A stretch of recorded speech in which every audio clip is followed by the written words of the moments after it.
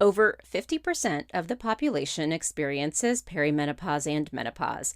Yet, like with most women's health issues, there's not enough data and information, thus stumping clinicians and women alike. Enter Dr. Alicia Jackson. She is the founder of Evernow, which is a telehealth platform supporting women in this stage of life.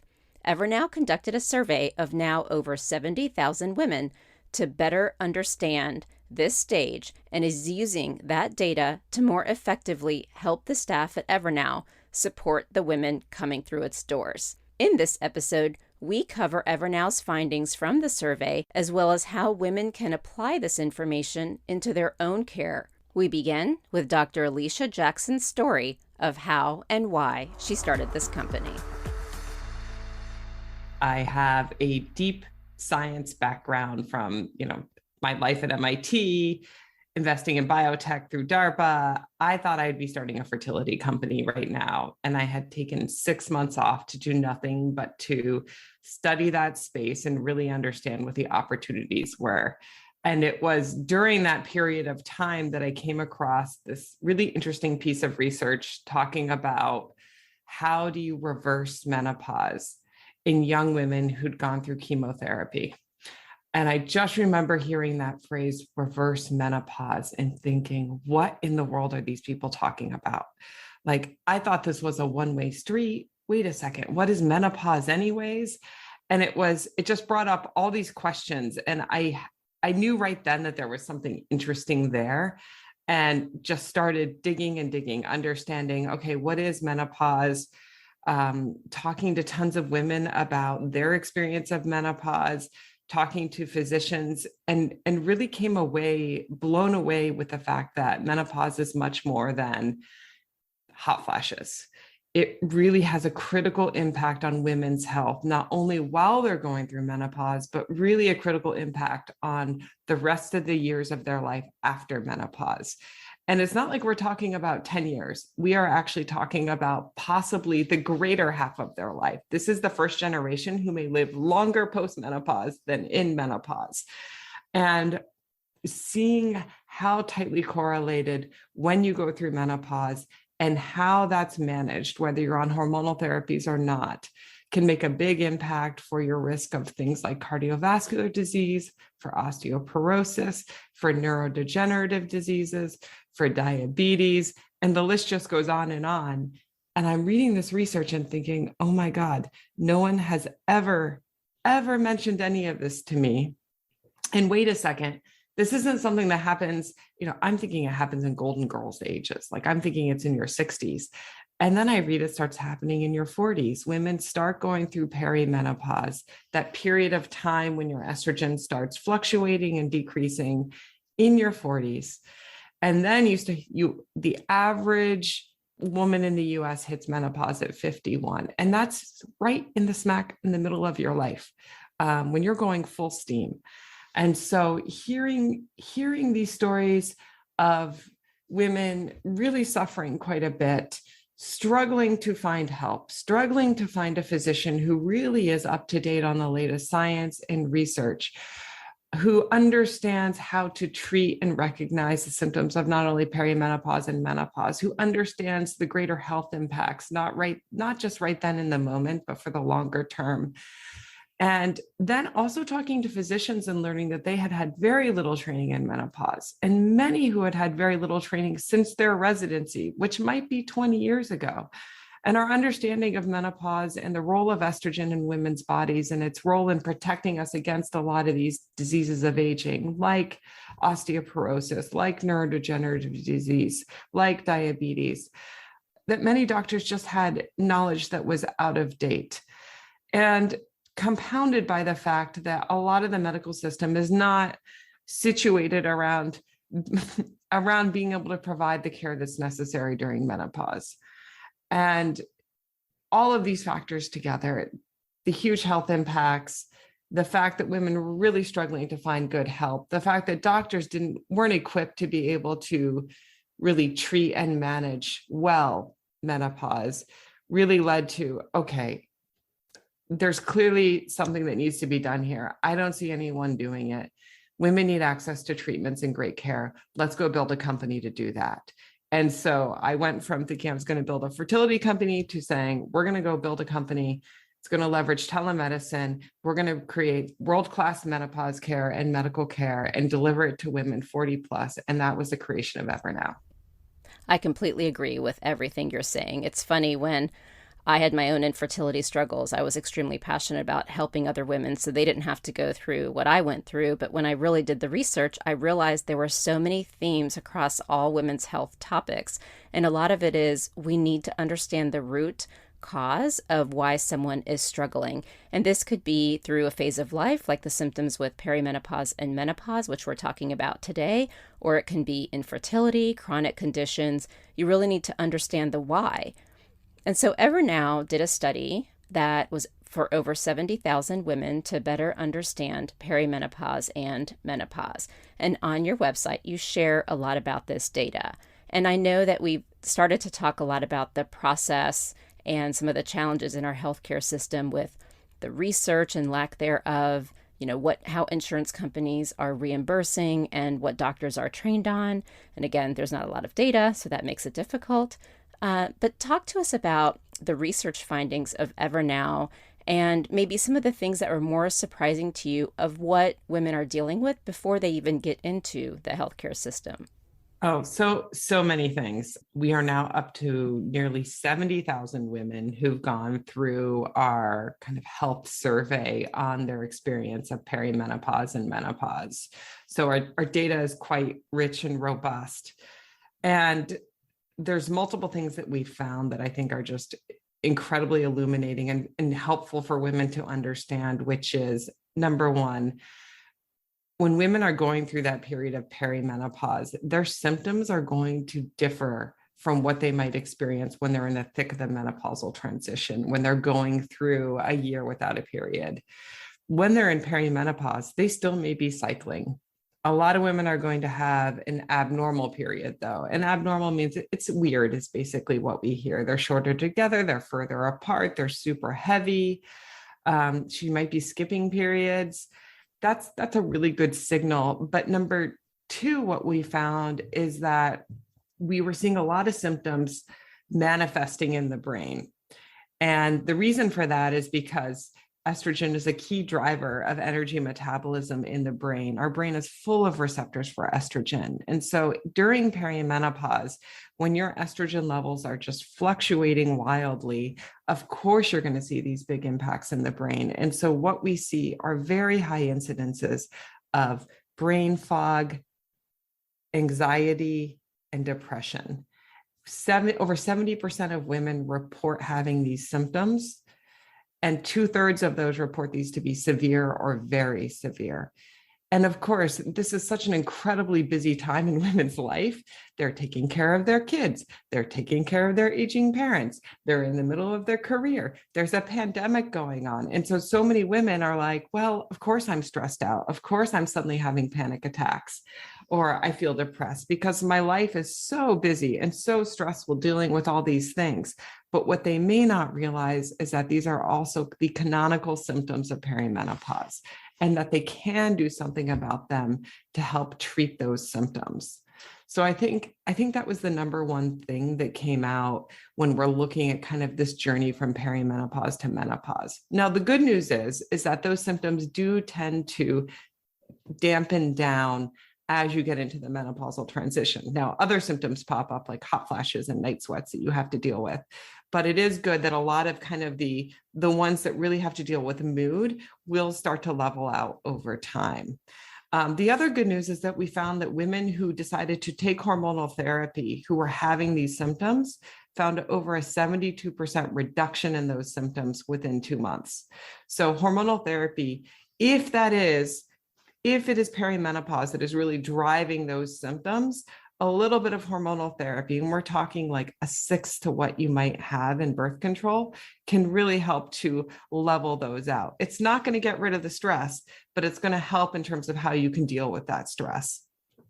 Okay, the second major thing that I found that was just so interesting was a very strong correlation between women who had had hysterectomies and weight gain. And what we found, and I can dive pretty deep into this, was that women who have had a hysterectomy were 27% more likely to have a BMI over 30 compared to women who had not had a hysterectomy. And this is something that we had heard a lot anecdotally, but I think is really powerful when you see it borne out in the data. And when you go and look in the scientific literature as to why this might be happening, what we've definitely seen in, for example, animal studies, so looking at mice or looking at different forms of monkeys, is that if you take out their ovaries, which is one form of hysterectomy, you do see a huge decrease in energy metabolism nearly overnight. And so it shouldn't be shocking that when women have a hysterectomy, and over 25% of women end up undergoing a hysterectomy, it is one of the most popular gynecological, or I should say common, not popular, gynecological surgeries that are out there. And many women are not counseled about the health effects of essentially overnight dropping your estrogen levels. That those health effects that you can have include things like very rapid weight gain. And I think it's important for women to be counseled on this. And it doesn't mean they shouldn't have a hysterectomy, but they should probably be counseled that you should definitely be on a hormonal therapy immediately after a hysterectomy to really help to buffer out that very rapid transition that your body's about to go through.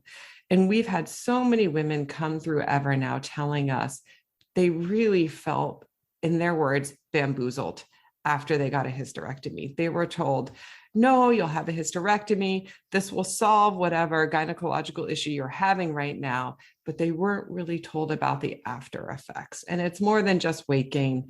It's also symptoms like brain fog, hot flashes, vaginal dryness, painful sex, inability to sleep. And it's all due to this very, very rapid, essentially deprivation of estrogen for your body overnight. Third really interesting finding that we had, and I think really deserves a lot more study and research, is that we found that women with higher BMIs tended to have worse what we call vasomotor symptoms from menopause. And these are things like the hot flashes, like the night sweats, as well as things like anxiety. And this goes against conventional medical training and thinking. Our fat cells produce a form of estrogen known as estrone. And so it was always assumed that women who were heavier, who had a higher BMI, would have lesser menopausal symptoms because they also had their fat cells creating estrogens, not just their ovaries. But what we've actually found is quite the opposite, which is it does seem to be that your women who are heavier, who have more adipose tissue, who have a higher BMI, tend to have worse menopausal symptoms. And there's some deep science to be done here as to why that is, but it also might mean that women who are heavier need a different dosing of hormonal therapy or a different protocol of hormonal therapy if she chooses to take that to deal with her menopausal symptoms. These are incredible findings, thank you. So I'd love to ask you questions on each of them. So let's take them one by one. With respect to birth control, so this is something that I wanted to clarify because you had mentioned hormone therapy, and it's not as much as birth control.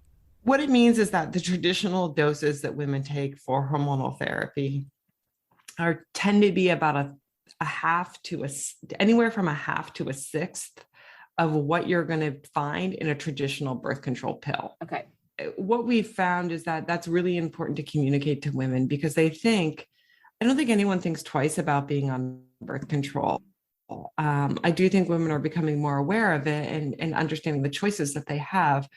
But when we're talking about hormonal therapy, we're talking about a much lighter dose because we're not trying to override essentially the estrogen in your body so that you don't become pregnant. All we're trying to do is kind of top you up a little bit on estrogen to help mellow out the decline and fluctuations that you're having in estrogen during perimenopause and menopause.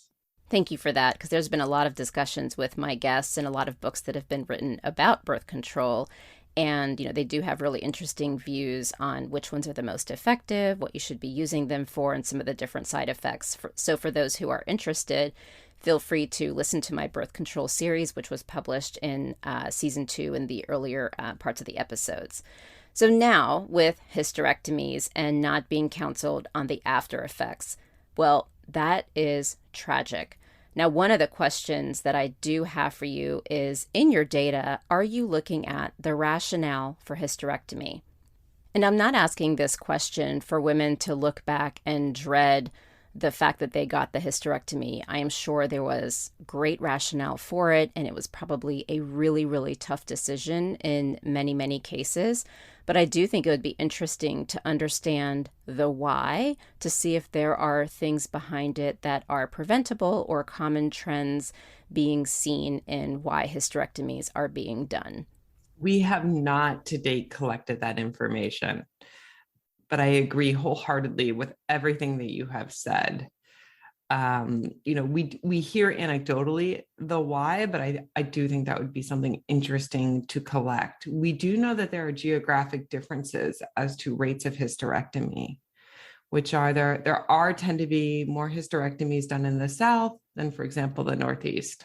Wow. What about ethnicity? We have not collected that data, but I think that'd be so interesting to see. I think this really needs to be looked at holistically, because there are very good reasons for women to get hysterectomies. Absolutely. And it's all about risks and benefits and an informed decision. And yes, if you've had a hysterectomy, there are great things you can do to still take care of your health. Exactly. No, absolutely. So with respect to the severity of menopause symptoms being impacted more if women have a higher BMI, I did want to discuss the data that you may have around other potential root causes. So in interviewing Dr. Lara Bryden, who's the author of Hormone Repair After 40, and she was on my podcast earlier this season, and Dr. Jerry Lynn Pryor, who's been studying women's health since the 1970s, she will have an episode go live later this season on Fempower Health. And wow, she's amazing, by the way, just as a side note. But one of the things that they talk a lot about is, besides the BMI that you mentioned, some of the other predictors for the severity of symptoms is your family history and your health during your reproductive years. And one nuance that I want to call out, and I try to say this a lot because it's an important thing to reinforce, which is, in our reproductive years, we may or may not want to have children. But at the end of the day, and the data shows for this as well, we need to optimize our health. So it's not about just get healthy because you want to have a baby. It's get healthy because it's really important overall. And so like if you have PCOS, you need to treat that, etc. So do you have data around some of these other predictors for what was going on in someone's reproductive years that may impact the severity outside of what you're finding with the BMI? I will say that there is great data showing that if you have a family history of challenging menopausal symptoms, you are much more likely to have those challenging menopausal symptoms. We have looked at other things going on, like, are you a smoker? Any amount of smoking results in higher levels of menopausal symptoms. So worse hot flashes, worse anxiety, all of those things. And so I think what you're alluding to is really interesting here, which is, are there factors that essentially age your body earlier? And that may be why you're having a worse menopause, which is interesting. We do know that smoking essentially will put you into menopause about a year earlier than you might have otherwise gone into menopause. Wow, this is really interesting data. And what I love is there's so many great conversations about perimenopause and menopause. Like I've had them with Dr. Jen Salib-Huber, who does a lot of work with diet, and Dr. Lara Bryden, who I mentioned before, she's a naturopath. And so it's interesting talking to you because we're more focused on the process. And I want women to understand this because, when you're going into the ER with a broken arm, it's very clear what needs to be done. But when we get into things like perimenopause and menopause, the how we deal with it is so important.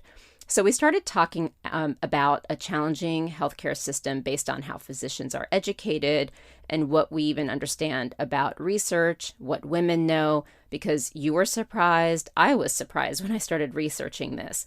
And now we have all these issues women are facing. So now let's get into the solution. So I'd love to talk about how Evernow is being structured, because one of the things I've understood is even when we visit the OBGYN, when it comes to perimenopause and menopause, most say don't bother doing the blood work because the hormones fluctuate so much. It's really about the symptoms. But one of the things I'm curious about is, there's so many reasons why someone may have different symptoms. Is it as simple as you're in perimenopause and menopause, and if we fix XYZ, then you'll be fine? Or is it something else that's causing it, but if you're in perimenopause or menopause, you can also have that symptom? So if we can't do blood work, how do we understand why a woman is having a specific type of symptom and then the optimal way to treat it?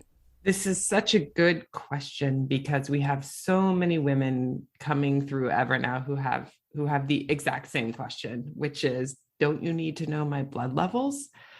And I think intuitively to all of us at first glance, that totally makes sense. Of course, you'd want to know your blood levels. The challenge is that everybody's set point for where they feel good on estrogen is different. So there's kind of like the normal range, but the normal range is really large. In fact, during the normal course of your cycle, that normal range can vary nearly up to 10 times. So you could go from a 1 on estrogen to a 10 on estrogen all in the course of a month. And so what that means is that, yes, we can take a blood test and we can find out, are you in the normal range, or do you have a ton of estrogen, or do you have 0 estrogen? The challenge is it's just not that helpful to really understand how you're doing, how you're feeling. You would need to be tracking estrogen every single day, and at the same time tracking how you're feeling and doing every single day. And unfortunately, There's just not a really easy, simple way to do that right now that's accurate. Accurate as well. Like, you really need to be doing a blood draw right now. And that's just expensive and infeasible. And to be honest, you're a great barometer for how you're feeling and how much estrogen you have right now. If you have a lot of estrogen, you will know you will be bloated. You will not feel well. You will be crying and weeping. I have been through fertility treatments and have been on this wild fertility ride and the roller coaster of having a lot of estrogen in your body, and it is not confusing. And we can, of course, test you and see if you have 0 estrogen in you, but most women still have some amount, and it's often still considered the normal range. But you could easily be perimenopausal or menopausal, but you're still, quotation marks, in the normal range, and so will not be diagnosed. And so it really is about your age, your periods, and your symptoms. And that is for most women, not for all women, but for most women, that is enough to be able to make a clear diagnosis of where you are. Now, I don't think any of us are trying to say track all the time, and track forever, which brings me back to a guest that I had recently interviewed. I think she's getting her PhD and she's an expert on women's hormones. And over one weekend, I think she said she had to monitor herself every 15 minutes. And I think she was peeing on the stick. She was getting her blood work. And then there are all these medical devices you can wear on different parts of your body to track basal body temperature. So I don't think any of us are saying that, but the theme does tend to be to track, at least for a period of time, to generally understand what's happening so that you can have an effective conversation with your doctor and try to figure out what's going on. But I will say this also reminds me, when I do get my hormones checked, I'm in perimenopause. And it's so frustrating because the blood work will come back and the report will say, okay, if you're in your luteal phase, the range should be this. If you're in your follicular phase, the range should be that. And I'm like, honestly, I'm not even 100% sure where I am, how close I am to getting my cycle. So I don't even know how to interpret this data at all. And so I just let the doctor say what they're going to say, but I really wish that we could do something about that. I completely agree. Right? Yes, I've had the same experience. I'm like, follicular, luteal, I don't know. Right? They're like, well, make sure you test on like when the moon is full and you've had a cup of tea or whatever it is. And I just have no idea. And especially for women going through perimenopause, your cycle's all over the place. I know. So who knows where you are? Yes, I have had this test done. And they're like, well, you're about normal. No, I've been hearing the exact same things. Maybe we should call the lab and have them adjust their reports to make it a little bit more specific for women in their different phases of life. But in all seriousness, so when it comes to treating women, tell us now about the dynamics of how Evernow works, just to set the stage for how you're able to gather this information and the process that you're putting in place to support women. Because it is telehealth. And so we set the stage that lab work only does so much. So tell us about the process. I sign on to the website, and now what happens? So when we set out to build Evernow and what we could offer women, we really set out to rethink how we could deliver care in a way that really solved women's needs. So number one, access. Number two, and by access, we mean you can talk to a great medical provider anytime, no matter where you're located. Number two, the world-class medical service and knowledge. The standard I use is, do I feel comfortable sending my own mother here? Like I want us to be the best in the world, the best care you could ever have. And then number three, really creating a service that was continual. So it wasn't just one visit at one moment of time, but we'd really be on that journey with you.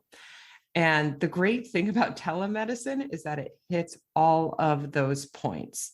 So what we have is we have a core group of OB-GYNs, many of whom are NAMS certified, North American Menopause Society certified, who've been practicing in menopause for many years, many of whom are reproductive endocrinologists, so they have a really deep knowledge of hormones and hormonal therapies. And then we also have a phenomenal group with them of nurse practitioners who are highly skilled and trained and are really partners in health with our members.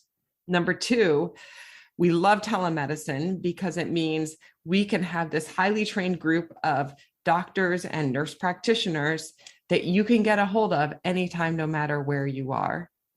And then number three, because it's telemedicine, you can text us whenever you're having an issue in the middle of the night, a week from now. Hey, why aren't I feeling better? Or, hey, I had this weird side effect. And we can immediately get back to you and have that touch point with you and talk to you through about, yes, this is normal, or hey, why don't you try this, or let's adjust your dosage. And so what happens for the service is that women will hear about us from a friend, or they'll see an ad on Instagram or Facebook. They come to the website, and then we take them through a comprehensive health intake. And the point of this intake is to understand, okay, what are your symptoms and goals? What do you care about? And what is bothering you the most? People might have hot flashes, but it might be the weight changes or the sleeplessness that is bothering her the most.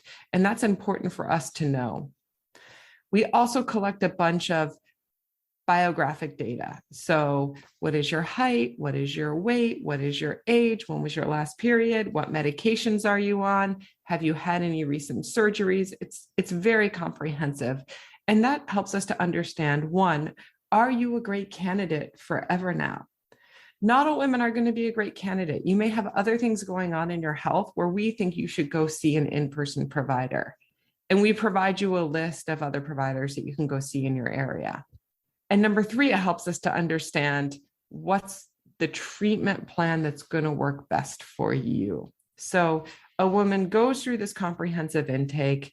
It's very rigorous. It was developed by our OB-GYNs with a lot of input from all the medical societies to make sure we're really following best practices. And it's actually more strict than a lot of other intakes because it is telemedicine, and we want to make sure we're really capturing the women who are best for this sort of service. And at the end of that intake, we then give you a recommendation. Hey, we think Evernow is right for you, or hey, we don't think Evernow is right for you. And if we do think we're right for you, we immediately give you a treatment recommendation. We think you're going to do well on this. For example, a transdermal estradiol patch. And if you have not had a hysterectomy, we'll often recommend a progesterone pill as well to take to protect your endometrium. At that point, you sign up for the service. We connect you with one of our medical providers, and we ask any follow-up questions that we might have for you. It's a time for our member to ask any questions of the medical practitioner. And then at that point in time, we send a script to one of our pharmacies and the treatment is shipped to your home. And then we check in with you every few days, especially after you start the treatment. Here's what you can expect. Not feeling better? Okay, let's see what we can do about that. Or having this side effect? Okay, maybe try taking your progesterone at night with a heavy meal. Some women can feel a little nauseous by it. Or you're a couple of weeks in and we talk about doing a dose adjustment. And so we really try to work with women along this pathway, especially because if it's been, let's say, a year since you've been in menopause and suddenly you start taking a hormonal therapy again, you're definitely going to have some side effects as you ramp up on that hormonal therapy. And so that's essentially the service. When I researched your website, it seems as though it's prescription forward, not so much around supplements. So is that true? And then we can take it from there. Yes, it is true. That is our starting place. And it's that way for two reasons. Number one is we saw a real need around hormonal therapies in physicians who knew how to prescribe them. They are the gold standard. It is amazing how well they work. And it makes sense. You're losing estrogen. And so if we replace the estrogen, your symptoms are going to go away. They eliminate symptoms, scientifically proven. The data is, rock solid, scientifically proven to remove and eliminate symptoms in 80% of women and decrease symptoms in the remaining 20% of women. That's phenomenal for any sort of therapy that's out there. And so we just said, look, there's a clear need in physicians who understand how to prescribe hormonal therapies and the best hormonal therapies. Not all hormonal therapy is created equal. There's very strong data showing that, for example, transdermal estradiol, that is a bioidentical estrogen delivered through the skin, is incredibly safe, incredibly effective, much more so than taking it in oral form. And so we wanted to be at the forefront of offering the best hormonal therapies and the prescription therapies that are proven and best to work. That doesn't mean I don't want to move into other areas. In fact, we do. Critically, we want to. But part of our promise to women is that we are only going to offer the things that are scientifically backed by the best medical research. And unfortunately, we're not quite there yet with a lot of supplements. That is something I personally want to change because not all women can take hormonal therapies. Not all women want to take hormonal therapies. I completely respect that.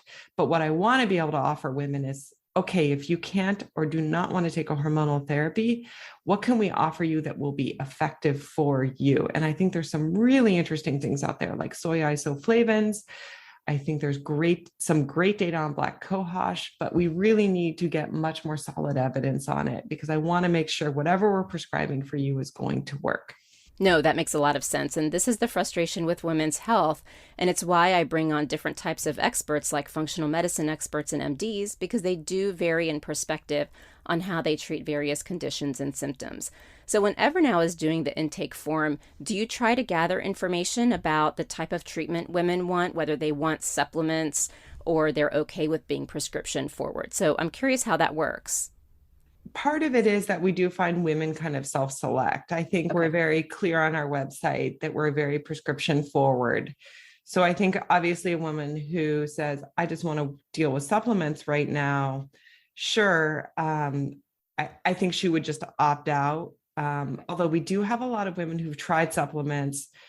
They might have worked for a little bit and then stopped working who do end up coming to us. We also ask a question at the end of our intake about preferences. Okay. Do you have a preference for what you've taken? What have you tried? What dosage? That sort of thing. So we do try to, a lot of our goal is really meeting a woman where she is and meeting her needs and goals, not being paternalistic. So now let's talk about access. What I like with telehealth is regardless of where you live, this allows access to the best of the best. But then there's the other access. which is being able to cover the costs of this care. And I've noticed that different companies have different types of fees. Some charge by the visit, and then others have more of a membership structure. And then I've seen that a lot of these companies over time are having success with partnering with insurance companies to have better coverage. So where is Evernow in that journey, and what do you see doing in the future? We do have a monthly membership model. So you pay a set price every month. We are cash pay right now, but we can also be covered by HSA or your FSA, which many women opt to. And we will also help women submit to their insurer if they want to try to get that covered. The challenge in this space is that unfortunately, many insurers, many payers do not cover the cost of many of the menopause prescription treatments.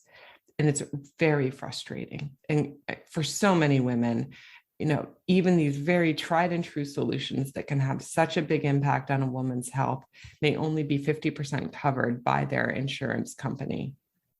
And so given that, what we decided was for now, we would be cash pay because the overhead, unfortunately, of integrating with an insurer, having to make deals with each insurance company would not only result in a huge amount of complexity for our company right now, but number two, would result in actually hamstringing what we could offer women. Because It turns out, unless your insurer is covering one thing or another, we can't offer it to you. And that's very frustrating. And so what we've really tried to focus on is working with pharma manufacturers, working with our own technology platform to try to drive down those costs as much as possible on our end to make it affordable for women. And this is something we are laser focused on and continue to be focused on. So we've walked through the challenges and helping women understand why, when they go to their OBGYN, it may seem hard to get help. And we've talked about the data of what women are going through, and we've talked about the solutions and specifically what Evernow is trying to do to transform the experience that women have with perimenopause and menopause. Is there anything that I don't know that I should have asked about what you might want to share? Oh, wow. That's such a good question. I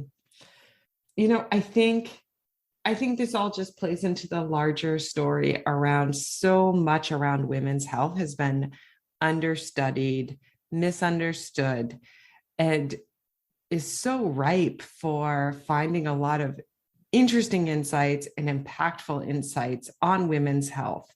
Yep. And I think that's the thing I'm just most excited about is being able to use our platform as a way to collect this great data on women's health and understand how different treatments and protocols can impact women's health and use that to drive medicine for women forward. That's what I'm lit up about. And I think telemedicine is going to play an increasing role here in terms of moving our medical knowledge forward in a much faster way than we've ever been able to do so. And so that's kind of my dream. That's the big thing right now, which is let's just accelerate as much as we can understand about women's health and how to increase our longevity, because women are so incredibly healthy throughout their lives.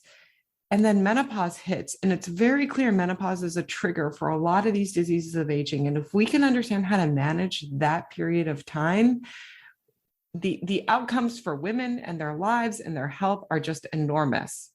And I think we can do that very rapidly. So that's the thing that I'm just really excited about right now. Wow, that's a perfect way to end this discussion. Thank you so much for your time, and I'm grateful for the data that Evernow has been able to collect because we do need lots of data when it comes to women's health, and I look forward to following where Evernow evolves into the future. Thank you, Georgie. This has been a fantastic conversation. Thank you for joining me today on Fempower Health. If you'd like to continue the conversation, please follow me on social media. I am most active on Instagram, LinkedIn, as well as TikTok. You can also subscribe to the weekly newsletter if you want to stay off social media to get the latest and greatest updates. And you can find a link to that either on my website, fempower-health.com, which is a hub to all the different health topics I've covered over the past 5 years, or you can go to the show notes where there's links to all the helpful resources that are relevant to this discussion. And if you know of someone in your life who would benefit from this information, please do pass this along, because that is how we can ensure this important information reaches those who need it most. And for anything that is discussed medically, please understand that none of what we share on Fempower Health is medical advice. It is all for information purposes only, and only a conversation between you and your doctor can give you the care that you need. Thank you very much.